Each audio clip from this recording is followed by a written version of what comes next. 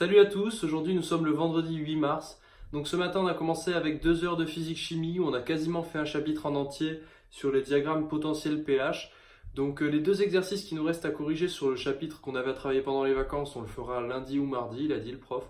Et du coup voilà, le chapitre on va dire on en a fait 80% je pense. Il nous reste 20%, en 3 quarts d'heure lundi on l'aura terminé.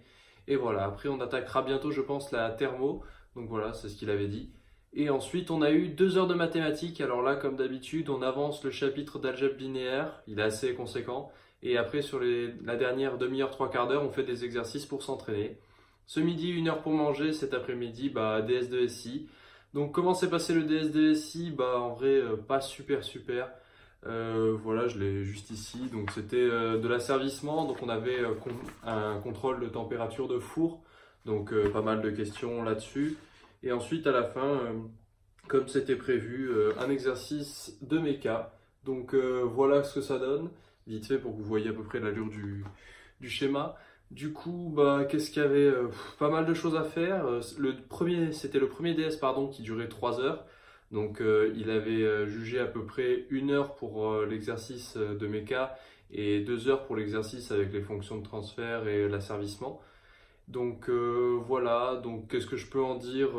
La méca, j'ai essayé de faire des trucs, mais pourtant j'ai fait des exercices pour m'entraîner et tout, mais là, c'est pas passé encore une fois, donc on verra bien ce que ça donne.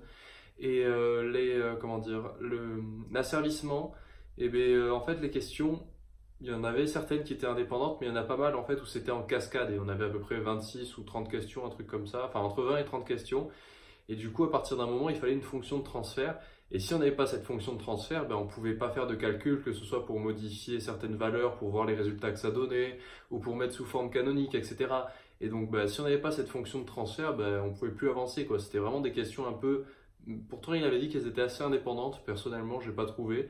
Après, peut-être je me trompe, hein, mais voilà, je pensais que ce serait plus indépendant que ça. Mais du coup, quand t'as pas la fonction de transfert du début, pour continuer les questions d'après, t'as du mal et tout, et donc arrivé à la fin, déjà que tu le bases sur des choses qui sont pas très justes, t'essayes de faire des approximations pour avoir l'impression d'avoir quelque chose de juste, et au final t'arrives à la fin et ça coïncide même plus, genre même ce que t'as trouvé avant, tu peux même pas l'utiliser pour essayer de répondre à la question d'après. Donc franchement, ce DS2SI, vraiment pas fou. Donc voilà, donc ce week-end on va essayer de bosser pas mal pour on va dire les cols de maths qui arrivent. Il y a 2 cols de maths la semaine prochaine, une colle de physique-chimie et les DS de langue, donc ça veut dire un DS d'anglais et un DS de français.